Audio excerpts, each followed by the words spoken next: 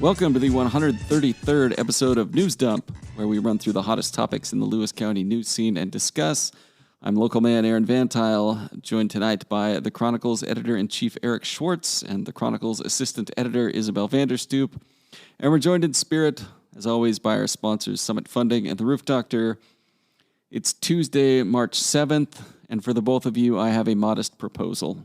Oh boy. Everybody knows tires are tough to get rid of, and we love the tire pile. And we need a solution for the Veterans Memorial Pearl Street Pool. My modest proposal, we put a jar out next to the pool, we tear down that fence. Okay. If you got used tires you got to get rid of, just drive by, toss them in the pool. And then, on the coldest day of the year, somewhere around Christmas maybe, just light that baby up and have a community tire fire / kegger. Worst Free idea admission ever. for Centralia residents, but if you're coming from out of town to eat up our precious resources, $5 cover charge. I thought you said this was a proposal for the both of us. Well, you guys can help me champion it. Okay. I also feel like you Then I stole can't this go? idea from Pete Castor, who had a better idea, and Just dig the you pool just deeper? added tires and a fire. Oh, he's gonna have he said weekend parties, right? In the pool. You got to pay to get in. I thought Pete's idea was just dig the pool deeper and then it can be Pete's hole No, there's that too. from the flood solution. So you're going to like reroute the river to get it to the hole? I mean, China Creek's right there. It's more of a concept How than far out of the Both way do just you have like to kind go? of shrug like, yeah, that's fine. We're not engineers here. Anyway, yeah, drop your tires at the Pearl Street Pool pending approval by the city of Centralia. Don't actually do that. There's a fence. Also, if you like music, Jeremy James Meyer is playing the Juice Box on March 16th. He's cool and his music is good. You should go see it. Do you know this person? I do, yeah. Interesting. Yeah, he's friends with my brother, who's also a musician. Did he pay for this ad? He did not. Eating it on the Roof Doctor, I see. Eating off the Roof Doctor's plate, are we? taking it right off his plate, yeah. Do you guys have anything you want to mention before we get going? Anything cool happening? No, I'll save that for Hero of the Week. I was going to talk about our sports coverage a little bit. Oh, good idea. All right, let's go to our first news item. This was the biggest story in the region, perhaps? Yeah, I would say the area, yeah. Chehalis man arrested after fire destroys vacant Centralia restaurant building. Everyone keeps calling this building Papa Pete's, but as an elder statesman of Centralia, I will be referring to it as its historical name, which is Shari's. So you're like all the commenters on Facebook who It's pointed actually that out. Shari's. I guess it's like the big Papa Pete sign above it and the fact that that's most recently what it is. But we did add Sherry's. It was originally Sherry's. I ate at that Sherry's many times as a college student back in the day. They had good mashed potatoes and pie. It was always good to go there and be like, man, this is better than Denny's. Yeah. Do you really think so? I mean, if you're at Denny's, you're saying, man, I'm glad we're here and not Sherry's. Okay. That's, Yeah. Same that's what I restaurant would on think different too. sides of the freeway. Yeah. The building was a total loss. And Chris Jackson, 31, from indeterminate origin, maybe Chehalis. He was originally described as being from Chehalis, then described as being a transient who recently came to the area, and then the defense attorney said he's lived in Centralia for 4 years and has had a job and been here. So pick your poison. His established residency in Centralia, it sounds like. Yes. I He tend was- to lean away. Sorry. Yeah. I tend to lean away from using the word transient for someone who's homeless who is like from here and this isn't necessarily this guy. I'm just saying, I just don't love the word because it kind of does imply that somebody's just like passing through and they really might be from Chehalis. Yeah, and when you say transient, like it conjures to mind somebody riding the rails in like the Great Depression or something. With like a bindle on a stick, that whole thing. Yeah. I just wanted to throw that in there. I mean, it's not necessarily important for this, but yeah. The building has been vacant for a year or two now, which is weird as it's in a prime catch freeway traffic on the way to Nike location. What is the latest with the situation? It's not posted to Cronline yet or published yet, but it will be later. Yeah, breaking, sure. Emily filed a report after Christopher James Jackson Jr., was back in court today. They put a 72-hour hold on him, which means they hadn't officially charged him yet. But today they did charge him, but not with first-degree arson as was suggested. It will be first-degree reckless burning, second-degree burglary, and malicious prosecution. That's the lead. It's a very long story. I'm sure there's lots of interesting details in it. So it'll be at cronline.com by the time anyone can hear this. What is malicious prosecution? That's a good question. I'm not sure in this case what it refers to, but it will be in her story that I have not looked at beyond just this moment because she filed it just a little while ago. Okay. I'm interested. You mentioned a 72-hour hold, which brings to mind something else we've been discussing, and I feel like we should mention this every episode. How many people suspected of murder are out after 72-hour holds? Or manslaughter, there's 4 total, right? Do we still? Yeah, we should still be at 4. Yeah, that counts Aaron in Christensen 2023. as well. Yeah. In 2023, it's 3. Yeah, we're still counting Aaron Christensen just because it hasn't been charged in any way yet. But he was never held on a 72-hour hold, which is what Aaron asked. Hasn't been in custody at all. I think Aaron would be including that one, though. Aaron, me. Yes. I can speak for Aaron since he's not here. Yeah. All right. Moving on. Mayor, Commissioner make plea for support after Centralia levy failure. For those of you who don't know, Centralia's levy failed on February 14th. This was, what, maintenance and operations levy? Isn't that what it's? Replacement levy, right? Replacement levy, yeah. Mayor Kelly Smith Johnson and Lewis County Commissioner Sean Swope, who represents Centralia, made a plea to local leaders Friday at the Lewis County Mayor's meeting to rally positive conversations and support around Centralia education. They'll run the levy again in April, which is the last chance for it to pass in 2023. Winlock Mayor Brandon Svensson was at the meeting and went on a nice little rant about how people don't trust schools because the food's bad and the curriculum is bad and the state is bad. And he added that administrators don't live in the real world because schools spend too much time on social issues. I would once again like to ask what Brandon Svensson does for a day job. Does anybody have an answer? He was a bowling alley mechanic in the first time he ran for office in the voter's guide, is what I was told. But he's also the Lewis County Republican chair, which is not a job, and Winlock mayor, which is a job, I think, right? He gets paid for that. Like a I don't know. full-time. Yeah. Anyway. I Svensson, should know, but I don't. It's just different in all the towns. Yeah. Svensson said he wouldn't send his kids to Centralia schools, as if Winlock has had nothing but great news since they tried to fire their counselors a few weeks ago to cut costs and got thoroughly roasted by the mob that showed up. After a few minutes... Not a mob. I made that mistake before, Aaron. Mobs mean violence. This is just a large group of engaged parents, staff, and students. They were not a happy group of engaged unhappy parents crowd. and students. I made the mistake of using that word once, though, in a Chehalis school district issue, and I had to apologize. I'm trying to prevent the same fate from you. Who called you out on it? I believe it was Kelsey Hamilton, who's now on the school board. Oh. It was prior to her being there, though, and she was right. Okay. Anyway, after nearly 10 minutes of this nonsense, Commissioner Swope spoke up to move things along, which is like when somebody finally shuts up your drunk uncle at Thanksgiving. A real Jesus Christ, Frank, I just asked you to pass the gravy situation. Anyway, that's the meeting. Vote for the levy. You know, it's going for a good cause. It was 115 votes short, I think, the first time around. And they're going for the exact same thing, and that'll be in April. Yeah. Yep. It's the... Oh, you already said, but yeah, it's the last chance. I think it was just one of those. I could see the frustration, at least from Swope, just because Kelly Smith Johnson brought this up and was literally like, I know there are problems with schools right now, and there are plenty with Centralia, but we need to have positive conversations about it if we want to make it better. And then this whole conversation ensued. Yeah, I mean, I think a lot of the points that they make in the story, and even I would say Svensson at the end said, "I hope it passes." I mean, so even he wants it to pass. So I did have a feel like the heckler on Happy Gilmore, though, when I was reading the story. like, I'm going to vote for it, but I'm also going to throw out some pot shots. Discussion. Sort of.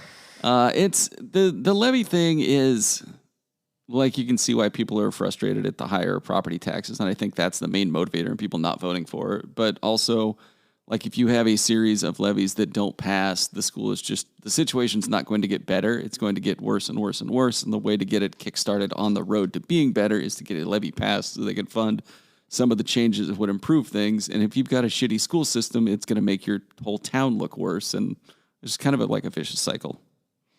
It's tough because a lot of the, I think that's sort of a lot of what they were talking about is Svensson was like kind of implying that they weren't looking at the real issue that people aren't voting for the levy. And it's like, if you really want to have the resources to study and improve on your education system, it takes money. I mean, that's just it. Yeah.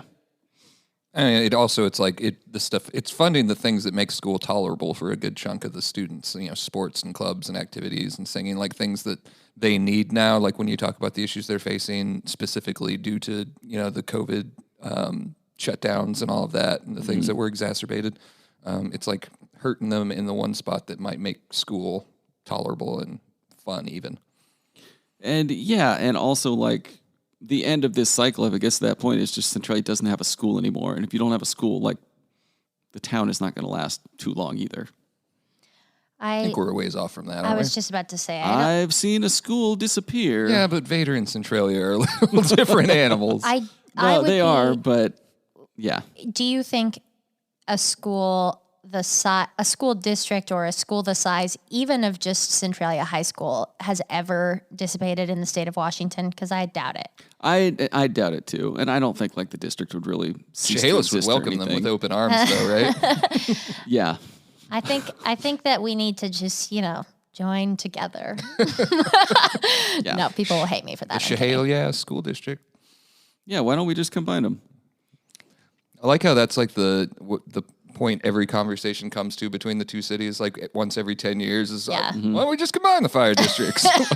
Wastewater, why don't we just combine the wastewater? And then you actually start talking about it. Nobody wants to do that. No. All right. Do you want to? I will say though, like you look at Riverside, there's been a lot of benefits from agencies combining, but I don't think that means we should necessarily combine both of the pretty large school districts. I mean, yeah. I just think it's funny how it pops up when you recycle an entire slate of leaders. Yeah. The new leaders that come in will eventually come to that same point and then the same conclusion. Next item, Winlock retained school employees will reconsider at the end of the year. This is the Winlock School Board, and they decided to table a proposal to terminate 5 employees and revisit it later. The employees include 3 behavioral intervention specialists, a migrant support coordinator, and a facilities employee. Also, Gary Cameron, former superintendent, resigned on February 24th. Has he said where he's going yet? He tweeted out a notes app. No, I don't know. That was not included in the story. It was a brief story. Yeah, it was very, very brief. Any other comments, thoughts on Winlock? No, I don't. It's good for those employees, and we'll see what happens at the end of the school year. Hey, great job, Winlock community. You saw something like you valued and spoke up and then made a difference. I think that's awesome. Yes. And I think these are the kinds of stories that should show how we talk about education and how we are involved with our community education system rather than just like sitting around and berating it. Yeah, I agree. Next item, Lewis County may add curbside compost. I'm always tough on the county, so I wanted to highlight this as something nice. The commissioners voted to pass an ordinance on Tuesday morning to establish compost procurement. So this is like a bucket for organic material, like plants or leftover food that's gone bad or dead animals, maybe some body parts, whatever evidence you need to ditch. Somebody will just pick it up. Probably come right into your house and just, find it for you. This is probably a little bit of a ways out, but they did unanimously pass the ordinance for procurement, which is required by a recent state law, I think passed last session. And I asked the solid waste district director or manager, utility district. Yeah, no, that was correct. I shouldn't have questioned myself. But anyways, and he said, yes, they have everything set up for curbside in the future. And I know personally I would love to have curbside compost. I mean, I compost in my backyard right now, but it would be nice to be able to have that capability for our whole county. Yeah, just to share that compost with everybody out there. Plus, one of the cool things about this procurement program that they have is now that they'll be able to like collect it at the transfer stations, they can use the organic material for certain county projects. Like if they're doing landscaping and they want to use mulch, for example, they can do that. Oh, so there it is. There, the county just wants my compost to use on their project. It was all a ruse. No, this is still a good program. Do you guys want to talk about the Chehalis noise ordinance? They brought it to state standard, I think. I think that's the story. Yeah, Tim Filer's got the McFiler. Well, Tim Filer and his co-owners and staff has the McFiler's Theater open, and I think that prompted some noise complaints. Not I think, it did, from some residents. I think up behind it, if I'm not mistaken, like up on the hill. Yeah, that makes sense. And so they addressed it by essentially, yeah, like she said, applying the state standard. I did think it was funny that they played AC/DC's Highway to Hell during the council meeting at the, what was it, the 57 decibel sample? Yeah. Which, Tony Ketchum equated to his neighbors playing their radio in the backyard. Yeah. The story was like, it's not a huge deal, but it was kind of funny to me. Just like Kate McDougal stepping up and being like, why don't we push the cutoff time a little further on the weekends? I appreciate her fighting for our right to party. Then just imagining like Tony Ketchum and Daryl Lund listening to 80s rock and going, I don't care for this at all. I also like that at the end, Ketchum was just like, no. It was a 6-1 vote, and Ketchum was like, I don't approve of this. He said it's better than somebody calling up just because they don't like somebody's music and you can't even hear it, and the police have to come and say, shut it off. It's better than that, but I still don't understand this. It's a no vote. Mm-hmm. I think he was just like trying not to have frivolous enforcement of noise ordinances, right? Isn't and I that hope kind it of the doesn't sense you become got? like an issue because people got used to a building being abandoned. Like it's been a theater for a long time. I guess it was a car dealership at one point. Daryl Lund would be able to tell you the full history as he previously owned it. But it's like, I think everyone would agree, a great use of space compared to not having anything there at all to have like fine dining and entertainment. And No, it's like, more vacant I will storefronts. say- is Tim supposed to get up on stage and be like, keep it to a dull roar? Or like it gets too loud, he's just like, shh. I will say after going to the, I went to dinner there after the ribbon cutting ceremony on Friday, and I'm so impressed with everything they did. It looks awesome in there. And yeah, that place has been a theater since the Rowies owned it before the Lunds did.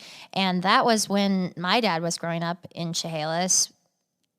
I won't say when he was born, but it's so a really long time, right? And then we've just had it sitting there for the past, 10 years, right? Yeah. And Ever since we saw The Dark Knight yeah. premiere In the there. balcony. Yeah. Daryl Lund That was hooked us up. 2008. And I missed it a lot, and I loved going to movies there when I was growing up. And so to be able to do something there again is really important. But then on top of that, I think with Mint City Coffee and with all of the improvements that have been made to the Washington Hotel and now this, there's really a revival of the downtown Chehalis area, and people are caring about these old buildings, and that's something I'm really like proud of. Did you see the equivalent to a Marvel post-credit scene in the photos where Tim Filer pulled up his shirt to reveal a Hub shirt underneath? Yeah. Really? Yes, it's on his mind. So Yes. I don't make it to many ribbon cuttings, but I will cancel all plans. I will miss my children's very important appointments. If my wife's in the hospital, I'll have to delay for a little while. I'm going to be at the Hub ribbon cutting. I cannot wait to get I'm back going to in walk there. in with $5 and be like, I want to get drunk. $5 at the Hub, man. That'll Get us both drunk. get us both drunk. I too anxiously I was just await very the happy reopening it of was the Hub. on his mind enough to wear the undershirt and expose it for a photo. Like, Yeah. Yeah. It's exciting. Talk about revitalizing downtown. Once the Hubs are open, game over, Chehalis. Next news item. Chehalis Tribe donates $900,000 for the Mount St. Helens Institute. This will fund upgrades for the Institute, and their investment will play a critical role in growing access for youth outdoor school, establishing a campground, and improving trails and recreation. Yes, Isabel. Updates that you are going to hate, remember? Remember how you said, I don't want there to be a place to stay on Mount St. I think Helens? that was me. I'm a huge NIMBY. I want them to leave it like it is. I mean, there might be too much infrastructure in there right now. Wow. Yeah. I like driving up there. You pass a few people. You pull off wherever you want to. This is different than Johnson Ridge Observatory. This is like... Yeah, it's a different turnoff, but it's the same direction. Mm-hmm. It's the same mountain? It's the same mountain.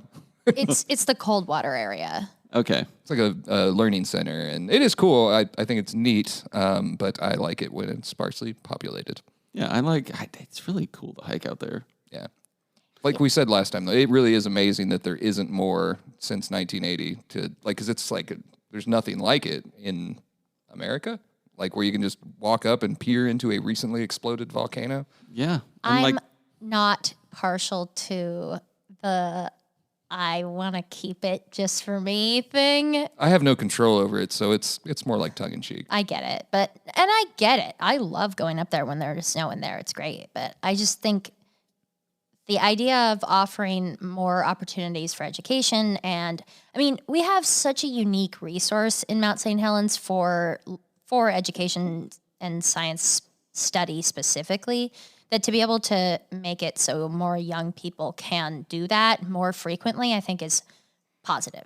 That's positive, but I wouldn't think it was positive to build it up, and then we have like a Mount Rainier situation where you can't go during the week because we don't have enough staff for our facilities, that if they weren't here, you'd just be able to drive in. And like, I like that it still has maintained that somehow. Like Mount Rainier, I love Mount Rainier, but I don't go there as often, like during peak times, obviously, because I don't feel like sitting in my car or looking for a parking spot or, wanting to get out and walk, but you can't because there's nowhere to park. I saw it there, and Glacier National Park's the same thing. They have reservations now in Montana, so you can't just drive there and go visit the park. So yeah, that's fair. I mean, obviously there's no perfect in between, and it would be great if they could strike it while they're thinking about that. But I do. I'm not saying what I'm saying is morally right or correct. No, I get what you're saying, though. I mean, obviously, yeah, it's a huge issue with Rainier, but I still hope we get to a point where more people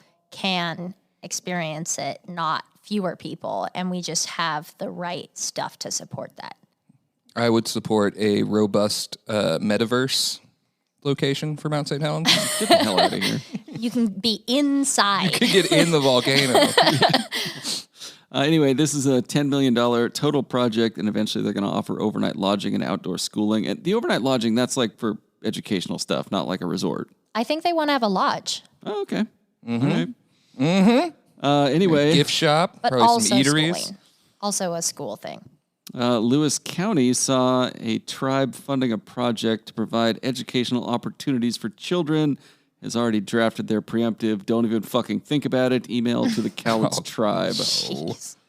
It's not related at all, except for the fact that it's a tribe partnering with a public agency. But we also had the story today on Riverside Fire Authority reopening its Albany station after signing a emergency services contract with the Chehalis tribe, which I thought was interesting because their levee failed, and so they shut, I think, 3 of their stations down completely. So I thought it was pretty cool that they partnered with the tribe to get one reopened. Yeah, that's awesome. Where is that? Albany Street. Is that what you're asking?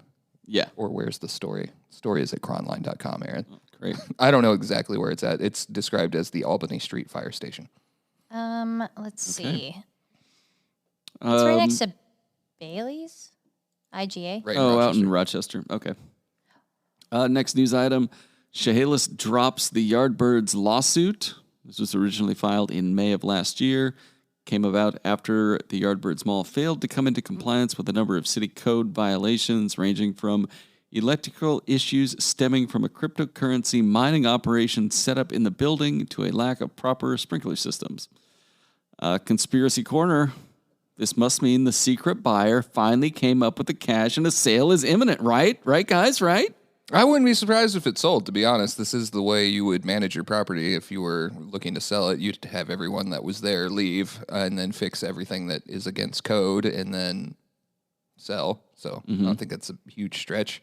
We talked about it a little in our news meeting today. I just have a hard time imagining what type of business would need that kind of space. And would want that kind of space. Yeah. Well, and also would want that kind of space there. Yeah. I mean, the biggest issue to me is that it floods, right? Is that not like what everybody else would be thinking if they buy it? And it's not next to anything people regularly go to. Yeah, it's a tough little spot you got there. Yeah, my 8-year-old asked one day while we were driving by why they built a giant building in a swamp, and that was without prompting or anything. Good job, Bauer. It's actually a pretty That's obvious. an astute. It's not astute. It's quite obvious. It's literal swamp all around it. It is. Yeah, it is. That in the mall. There's reforestation, and now there's going to be re-wetlandization. Yes. And that's what we're going to do. And just let the big bird float around in it in perpetuity. Oh, it's just yeah. always on could do that. buoys. Sure. You don't know where it's at. Yeah, that's great. Put a camera on it. And our final news item, Chehalis dog earns dangerous designation for mauling a delivery driver. This is a large white 1-year-old Pyrenees Labrador mix named Moro. Earned a unanimous vote 4-0, ruling him a dangerous dog from the Lewis County Dangerous Animal Designation Board. That's the DAD board on Monday. On January 17th, at home in the Napavine Chehalis area, Moro attacked a delivery driver from Bremerton who works for Jard, an Amazon subcontractor. While she was bringing a package to the dog's owners, the attack rendered her 90% disabled in her left arm and has cost $12,000 in medical bills. The fate of the dog will now either be death or compliance with strict county code. Which one are they going to go to? I don't know yet. I don't know if they know yet. Okay. But I think they have a timeline, like a 10-day timeline maybe to come into compliance or figure it out. I'm not sure. All right. And was this your first DAD board meeting? You're trying to regularly cover these now? No, she's been covering them for a while. She did a big comprehensive. No. Well, I remember that. This is my first DAD board ruling. Oh, okay. So I've been to a dog court appeal hearing, which was held in front of the Lewis County appeal. What's his name? Officer. What's it called? Arbitration? A hearings officer. Hearings examiner. That's it. Yeah. And I've covered them through public records, but this is my first time attending a dog court, straight up. All right. Any other thoughts on dog court? This was really from the awful. DAD board? This was a really awful one.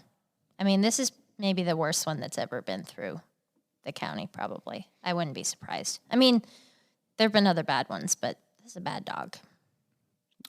Speaking of DAD boards, Schwartz, this is very off topic, but what was your most recent big dad move that you did and then thought about it later and you're like, man, that was such a dad thing to do?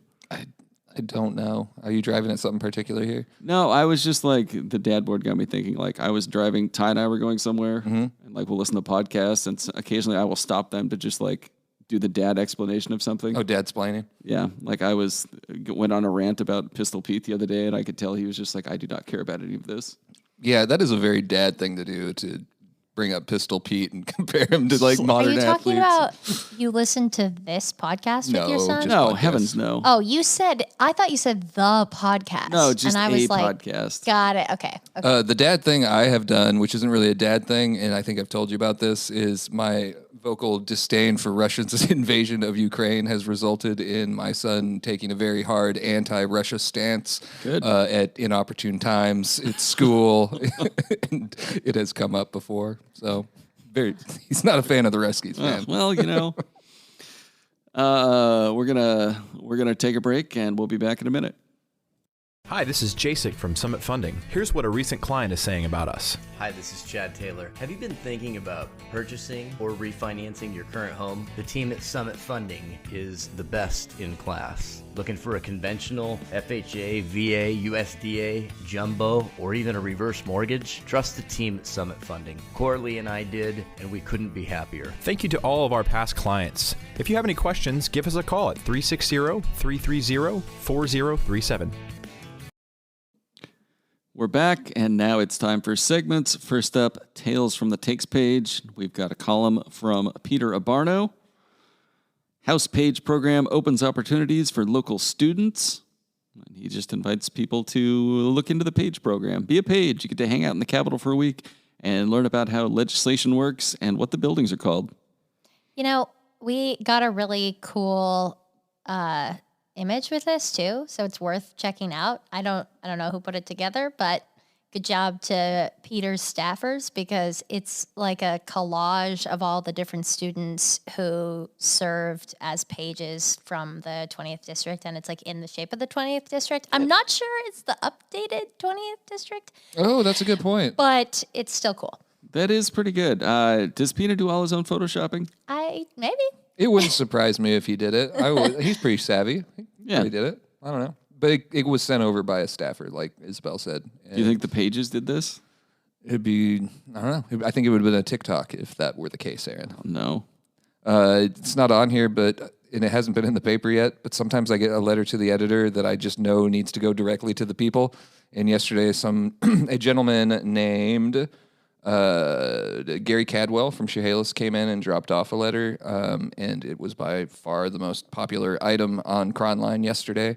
He's an 81-year-old man who lost his 75-year-old wife of 52 years to cancer, and he went to U.S. Cellular store, and they were like, well, you owe $207, and he was like, can I break it into 2 payments because I don't know what kind of bills I'm going to be getting, and who he described as some random lady, because she wouldn't give him her name, just broke out her credit card and took care of it and paid for it. So that has been making the rounds on Facebook, and probably one of my favorite letters in quite some time. That's a good one. Also, Julie McDonald, I thought, wrote a good commentary on a reenactor she went to, Raymond Egan of Steelicombe. And he was, which I didn't know that was like still a thing, like reenact various different people. He does Ezra Meeker, Father Luigi Rossi, and others. And he just had, I thought, some really interesting historical takes, including on one of Ezra Meeker's ox just being a straight up asshole, like kicking his dog off of a bridge. His name was Dave, which I just find funny.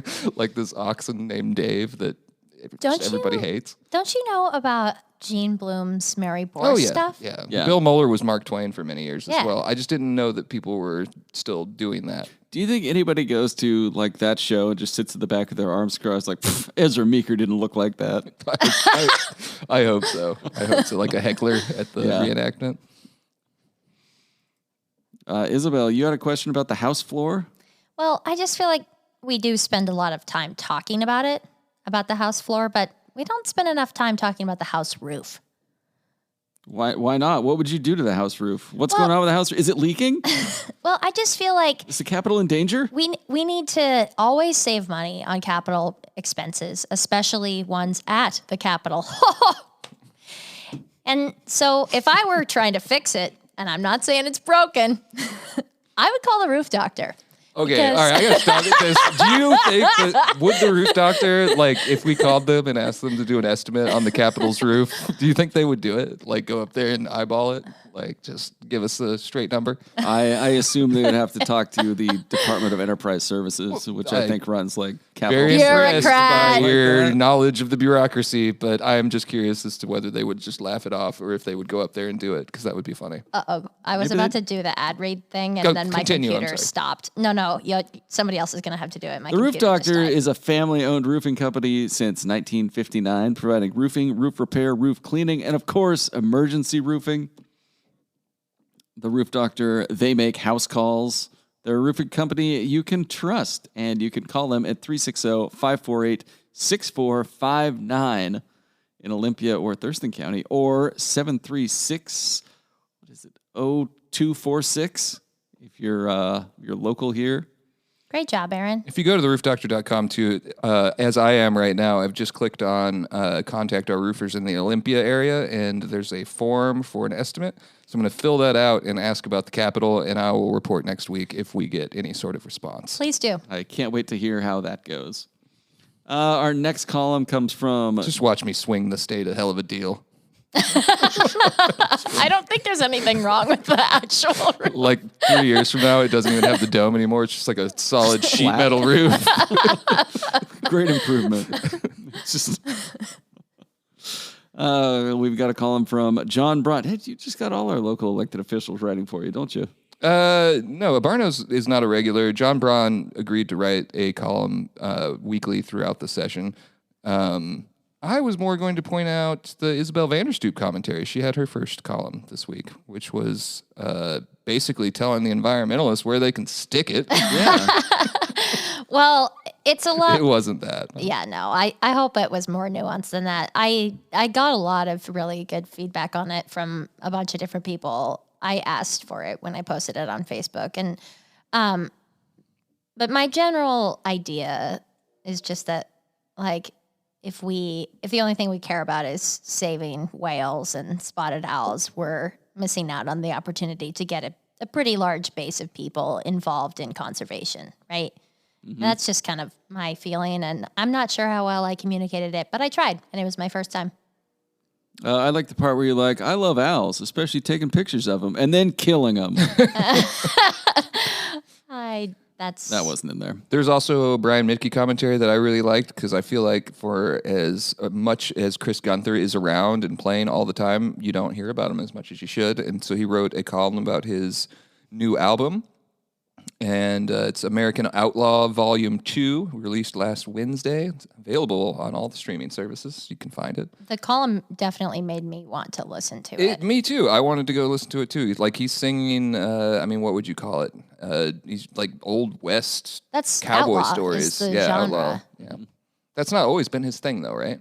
I don't think so. Yeah. I mean, I don't know his music that well. I would have to go back and kind of look, but I'm definitely going to listen to the album. I love outlaw country. He's best musician in Best of Lewis County almost every year, if not every year. And I didn't realize how far his reach was, but we did Best of Nisqually at the Nisqually Valley News, and he also won that category. No way. I didn't know that. Ago. So he makes the rounds up there as well. And then we've got a letter to the editor from Bill Saran titled YMCA Rezone Denied, Precedent Set, No New Growth in East Lewis County. Funny paragraph from Bill's letter. Quote, our sheriff is struggling to provide minimal service to 70% of Lewis County now, and he wouldn't be able to provide service to this proposed youth camp. Given that situation, I guess we cannot have any growth in East Lewis County because the sheriff can't cover it. We will now have to halt any and all activity which brings more people to Lewis County. We will have to throw up the barricades here in Packwood, where we have been flooded with tourists and vacation rental guests and their money in recent years. That's the kind of thing I would write or say on this podcast. Yeah. I completely get where he's coming from. I also think 70% of Lewis County isn't like the best representation because obviously East County is not 70% of the population that the sheriff's office is serving. But in general, it's true that growth is upon us in the East End, whether we want it or not. And the commissioners have said, like, we'll fund this substation. And I feel like that never got brought up in the conversation. No, I mean, when I read the coverage, and it's not to take a stance because we also have several letters from people that are saying we don't want this development, and they give reasons why, which are valid, road issues, sure. EMS, that kind of thing.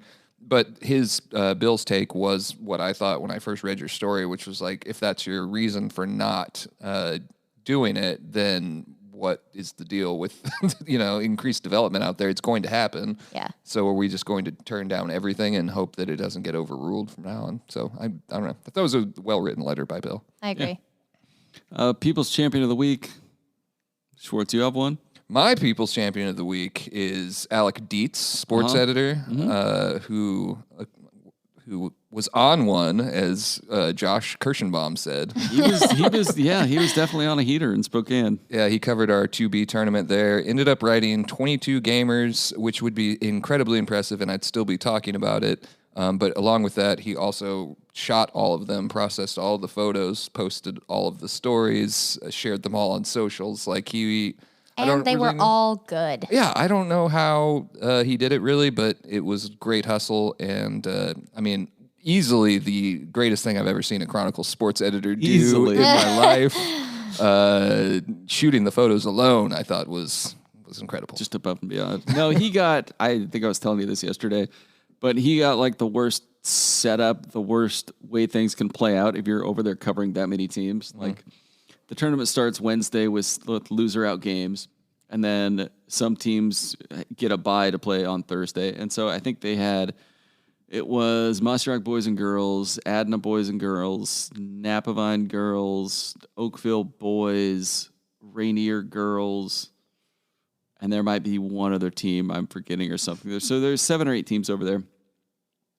And usually what you hope is that you go over there with like 4, 5, 6 teams that are playing Wednesday or Thursday, and most of them lose out on Wednesday. And so you're left with 1 or 2 teams, and then one of those teams gets hot and makes it all the way through. And so you're left with like 1 or 2 days of really busy games, just like ton of shit going on. And then you have one team that stays there and plays well. So they're playing in a championship game on Saturday. And like the opposite happened to Alec. Like a bunch of teams won Wednesday and they like slowly got knocked off. So it just kept building, and he just kept having a bunch of teams playing like loser out games and winning to stay in, and then they'd have to go back and play like the 8 a.m. game the next morning. And those are the worst games to cover because nobody wants to be there. It's almost never a good game.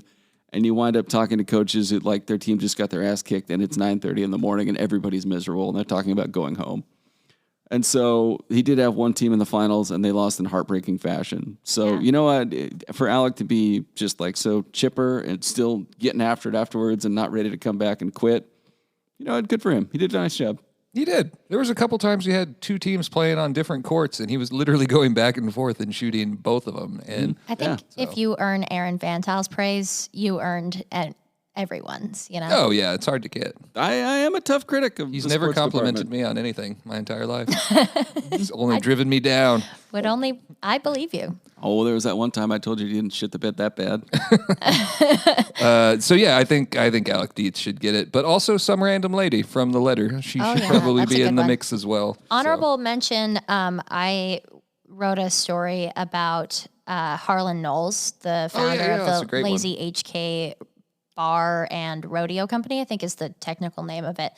They have a backyard ranch and arena out in Silver Creek, and he's a stock contractor who has had bulls in pro rodeos across the country, and he's kind of being remembered as a legend in the rodeo scene. And it's a sweet story. I interviewed 2 of his grandsons, and they had a lot of love for him. It was clear.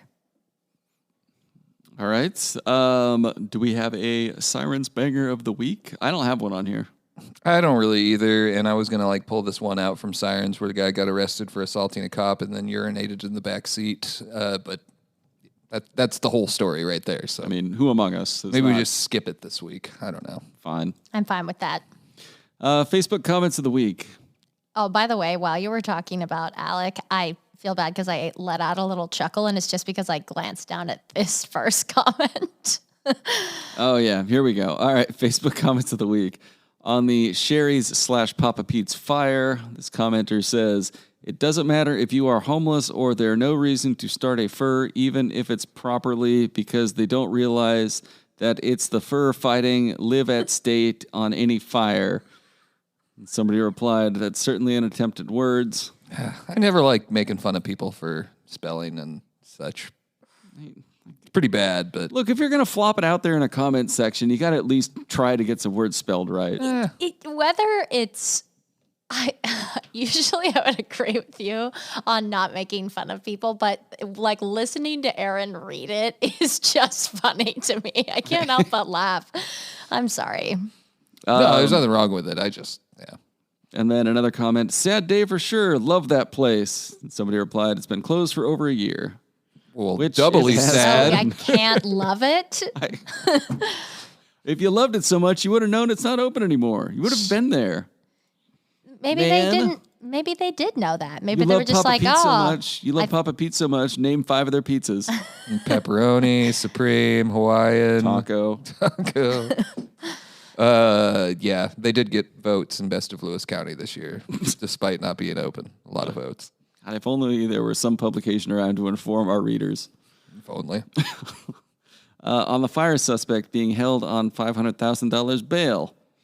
Comment says, "Seems a bit high. Chimos don't have anywhere near that high a bail," which, good point. And another comment, "I find it odd this guy's getting $500,000 bail, but a lady stealing mail and credit cards is getting $200,000 bail. Does anyone see a problem?" neither of these people can process that starting a fire in downtown Centralia might be more dangerous even.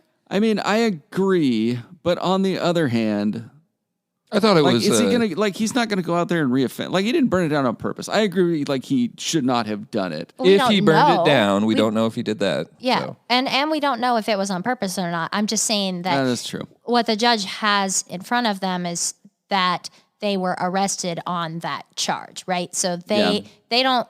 It's not about deciding yet. The bail is set depending on the level of risk to community safety / the person's ability to pay. By the way, they did have his bail at today's hearing, so it's $250,000 now.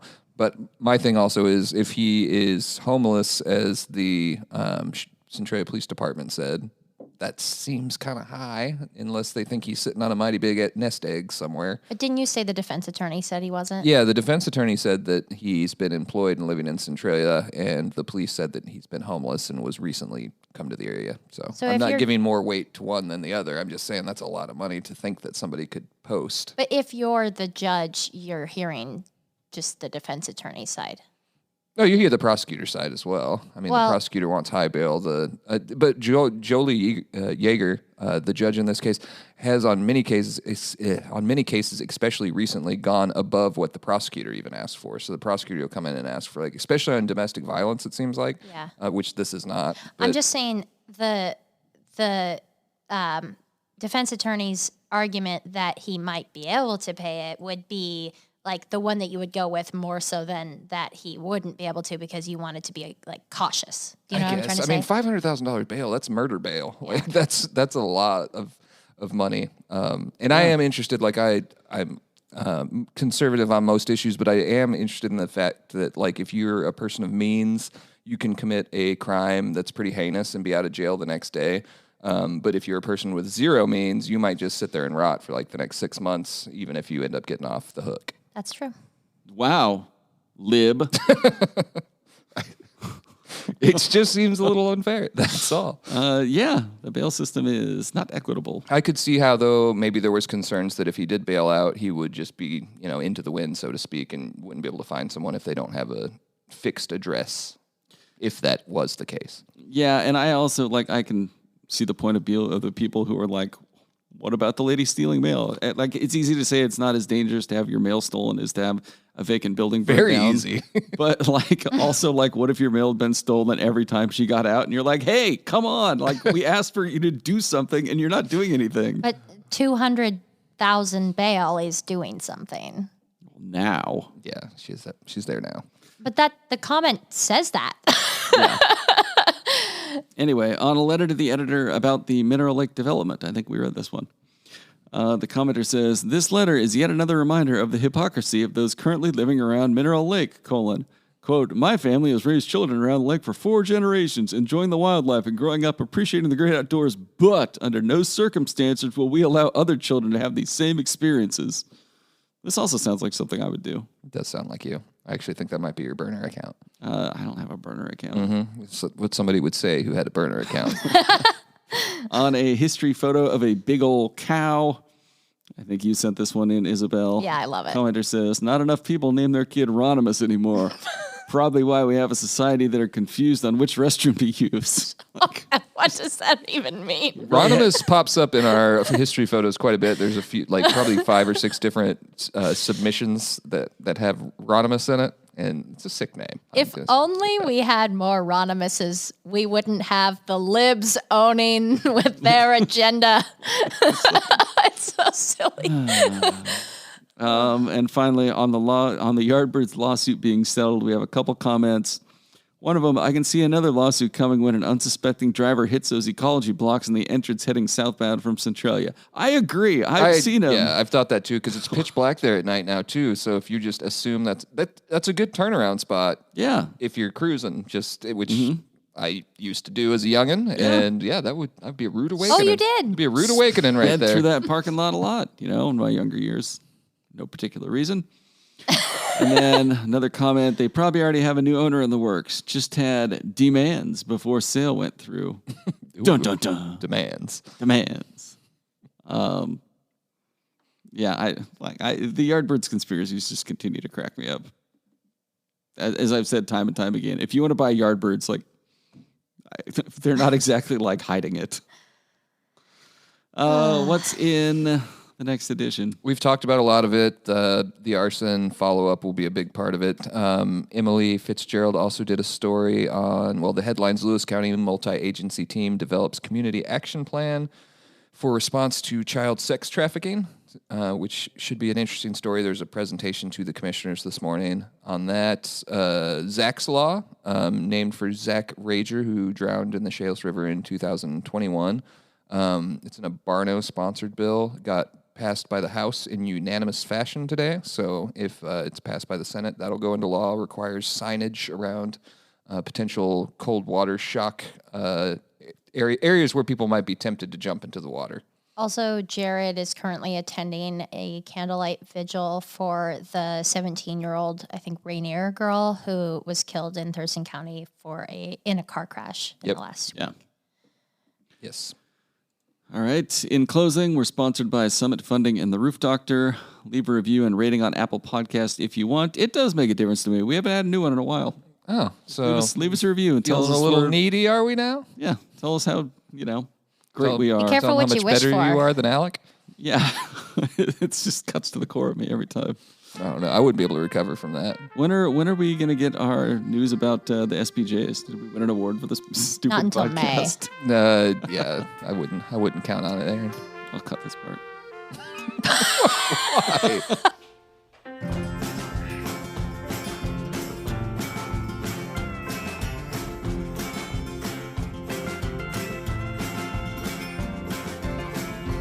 Winter came hard, yeah, she came